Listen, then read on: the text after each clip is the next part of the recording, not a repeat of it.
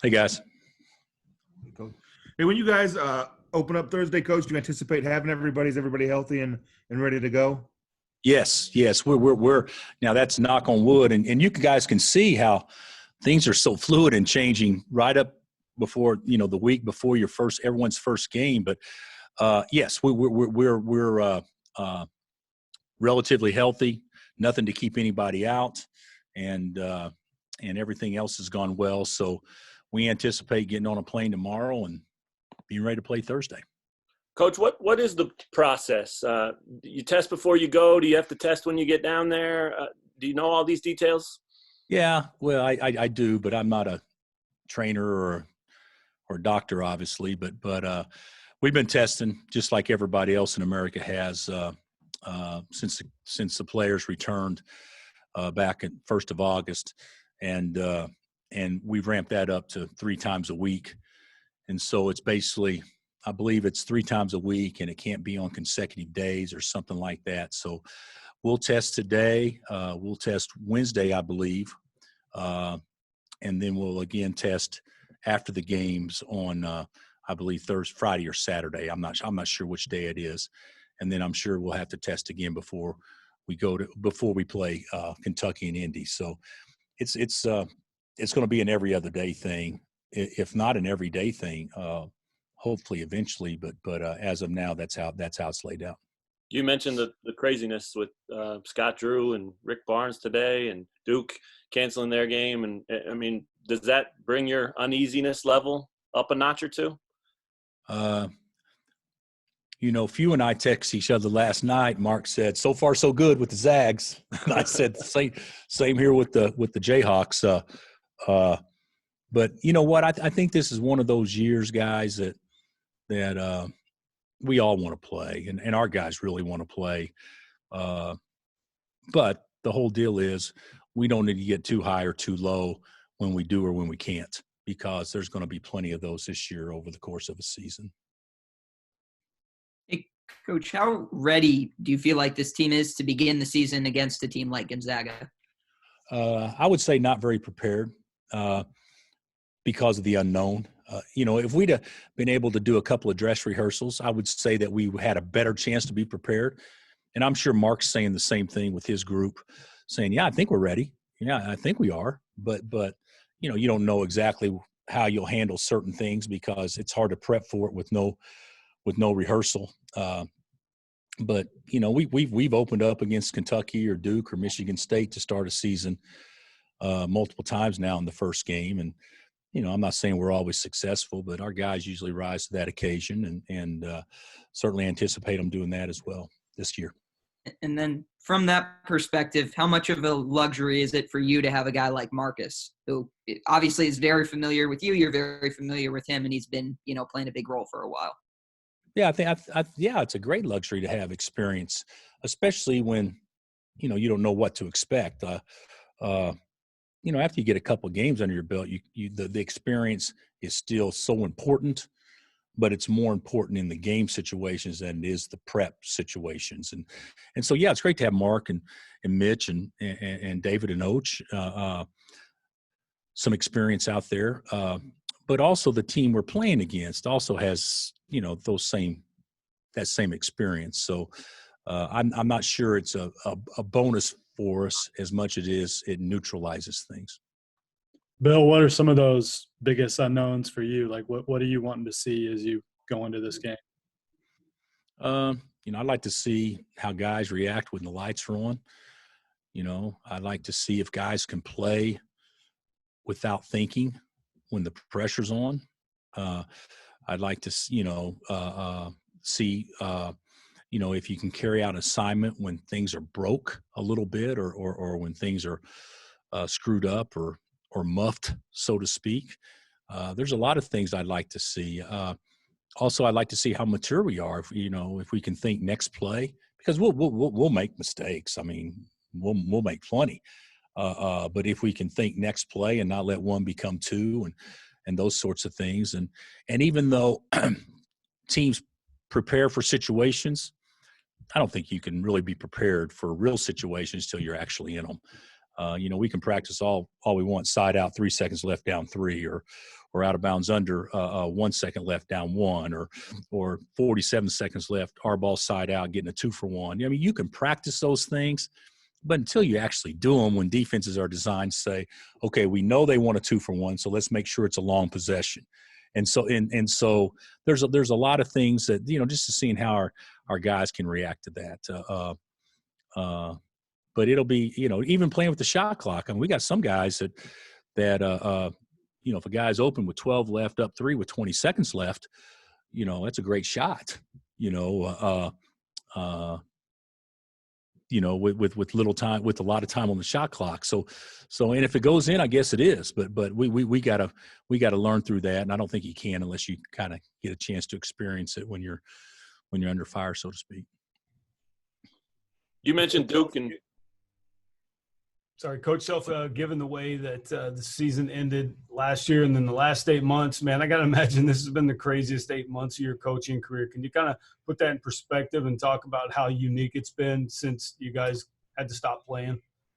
Yeah, I think it's been crazy for all coaches. It's not just us. I think what gives the appearance of being a little bit crazier for us is because our team was so good last year and was going to be one of the favorites in the tournament without question. So, but Gonzaga was going to be as well. So, it has been crazy. I think that ending the season abruptly, obviously due to COVID, but because of COVID since then, and having to adjust everything you do, and then of course the social injustices that's been brought to light in the last 8 months or whatnot. I think, although it's existed forever, but really come to light in the last 8 months or so, I think it has added a different dimension to it for all players and all coaches and all Americans. So it's been unique, but it's also been kind of rewarding. It's been in many ways fun, educational, and but I do know this: when we get through this, which we will, I hope we don't go back. I'm ready to get back to a little bit of normalcy as we knew it prior to 2020. What do you make of this matchup? I mean, you just mentioned Duke and Kentucky and Michigan State, and you're used to playing those teams, and Gonzaga's been every bit as good as any of you over this last stretch. What do you make of just finally locking up with these guys, and does that add a little excitement to this one, or is it business as usual, just another good team? I think it's just I don't think it's just another good team, because not very often you get a chance to play the preseason number 1 ranked team in the country in your first game. So I don't view this as just another good team, but I do view this as when you look at Kentucky or you look at Villanova, Duke, Michigan State. When you look at those teams, you have to put Gonzaga in that same category of respect, talent, and certainly we'll bring out the most most competitive games, bring out the most competitive men, and this should be one of those games. Bill, you look at Jalen, Tristan, and Tyon. We haven't seen any of Tyon, not much of Jalen, and Tristan was so raw. Similar sizes. Can you just talk about the roles that you see these guys in playing in this year? More of a scorer, more of a rebounder, more of a defender? I would say Tyon definitely more of a scorer.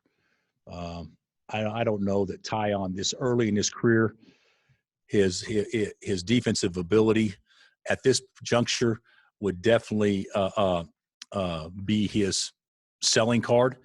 I think his selling card, without question, is he can make baskets, and sometimes very difficult baskets.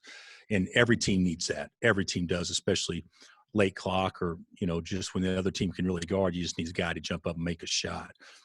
I think Jalen is probably the hybrid between Tristan and Tyon, in that he's probably the second best of the three offensively, and probably the second best of the three defensively, which is really, really good. And we feel he has a great chance to impact us in a huge way this year.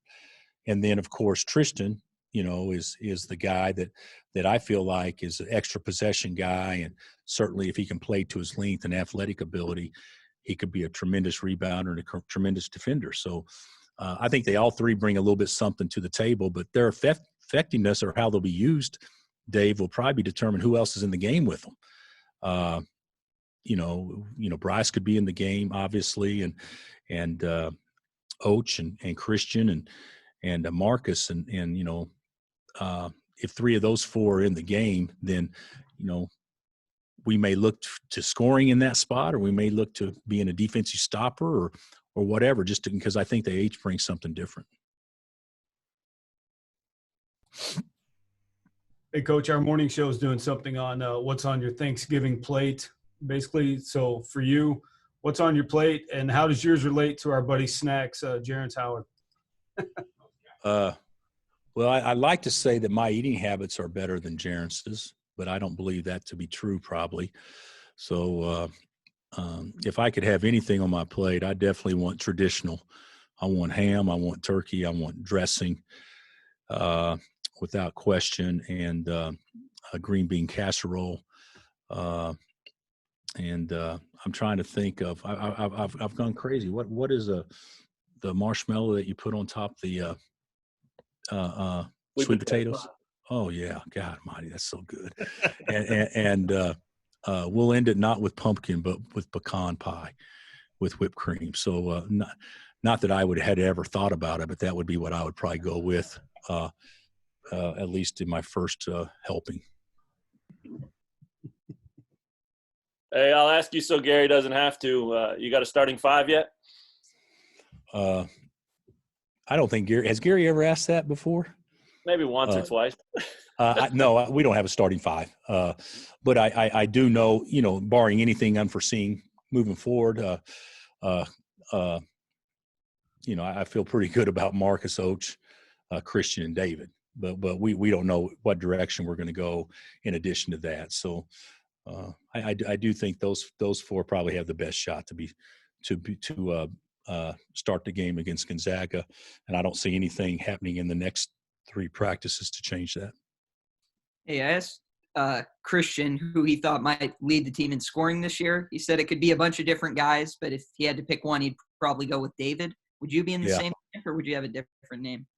I actually totally agree with CB. I think it could be a bunch of different guys lead us in scoring, but the guy that will probably have less low-scoring games is David, because we're going to still play through our bigs as much as we possibly can. So I think he'll get opportunities. So, sometimes, if you're a guard and you go 4 or 5 from 3, and next game a defense can face guard, you just kind of eliminate some of that, or at least attempt to. So with David, I mean, they can trap, they can do whatever, but we're going to throw the ball to our bigs as much as we can. At least that'll be something we try to do. So I'd say David probably has the best chance to have that, just because of the way we play. With the back-to-back games, are there more advantages to that or disadvantages to that this early in the season, playing Thursday, Friday? I don't know, Matt. We play in Maui. What is it? Always Monday, Tuesday, Wednesday, I guess, in Maui. And then we played. A lot of these MTEs have always been back-to-back, and we've done that in Kansas City even with the NABC tournament over there. But I don't know what's best. In my world, I'd rather have a day between, just so you can kind of regroup, because you really don't know what to expect the first night, and usually it goes not as scripted. But we don't. But St. Joe doesn't have that luxury either. So I'm sure they say the same thing. So the most important thing is just playing and grinding through it and finding more out about your team, and hopefully we can be successful as we go through that. Bill, can you talk about Gonzaga's personnel and what you see on tape? Well, they're good. But the thing about it is, it's a different team. Last year they had obviously the big fella who I would mispronounce his name, and then of course Tilly, and then you got Timmy off the bench. So you had 3 legitimate, NBA caliber guys. And so they played through their bigs a lot last year. And of course, their perimeter is, really, really good. They lost a couple of guys off last year's team that were fifth-year guys, transfers. But I see, would it be a Yai or Crispert or obviously Jalen Suggs, whoever. I see them all being guys that are potential NBA players. I mean, these are guys that would have got drafted this year. And then you throw Timmy in there, who may be as improved and as good a young big guy as there is in the country. So, I don't know all their newcomers that they brought in, but I love their personnel. And obviously I'm not the only one; others do too, because of where they got them ranked. But this is a loaded team, and they're big and strong on the wing. They got length on the perimeter, and I think their skill is off the charts. So we're going to have to do something to make them play poorly, and it's awfully early in the season to be able to do that, but that's going to be our best chance to be successful. All right, Coach. Thank you very much. All right, guys.